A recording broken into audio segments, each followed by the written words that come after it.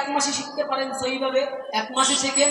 যদি আপনাকে 1 বছর লাগে আপনি 1 বছরে শেখেন, আপনার যদি 5 দিনে হয় আপনি 5 দিনেও শেখেন।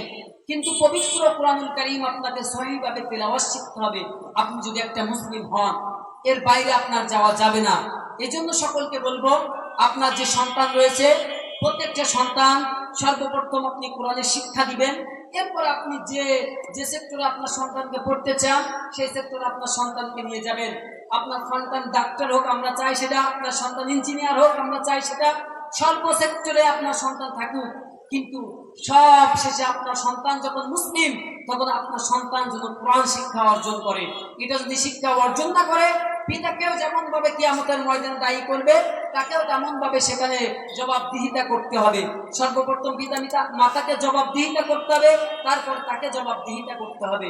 এজন্য সকলকে বলবো, আমরা সকলেই যেন যে যে কাজে ব্যস্ত থাকি না কেন, যারা মুরব্বী হয়ে গিয়েছি তারাও যেন চেষ্টা করি এখন থেকে যে মসজিদের আওতাধীন আমরা আছি সেই মসজিদের ইমাম সাহেবের কাছে যে আমরা যেন আমাদের পবিত্র কোরআনটা সুন্দরভাবে শিক্ষা অর্জন করে নিতে পারি এবং শিক্ষা অর্জন করে সঠিকভাবে নামাজ আদায় করার মতন চেষ্টাটা করে নামাজগুলো আদায় করে আমরা আমাদের জীবনটাকে অতিবাহিত করতে পারি। আল্লাহ পাক রব্বুল আলামিন আমাদের সকলকে সেই তৌফিক দান করুক। ওমা আলাইনা ইল্লাল বালাগ। আসসালামু আলাইকুম ওয়া রাহমাতুল্লাহ। 1 মাসে শিখতে পারেন সহিভাবে, 1 মাসে শেখেন। যদি আপনাকে 1 বছর লাগে আপনি 1 বছরে শেখেন, আপনার যদি 5 দিনে হয় আপনি 5 দিনেও শেখেন। কিন্তু পবিত্র কোরআনুল কারীম আপনাকে সহিভাবে তেলাওয়াত শিখতে হবে আপনি যদি একটা মুসলিম হন। এর বাইরে আপনার যাওয়া যাবে না। এজন্য সকলকে বলবো, আপনার যে সন্তান রয়েছে প্রত্যেকটা সন্তান সর্বপ্রথম আপনি কোরআনের শিক্ষা দিবেন। এরপর আপনি যে যে সেক্টরে আপনার সন্তানকে পড়তে চান সেই সেক্টরে আপনার সন্তানকে নিয়ে যাবেন। আপনার সন্তান ডাক্তার হোক আমরা চাই সেটা, আপনার সন্তান ইঞ্জিনিয়ার হোক আমরা চাই সেটা, সর্ব সেক্টরে আপনার সন্তান থাকুক।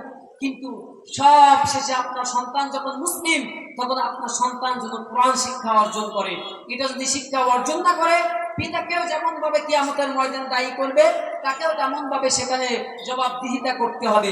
সর্বপ্রথম পিতা মাতাকে জবাবদিহিতা করতে হবে, তারপর তাকে জবাবদিহিতা করতে হবে।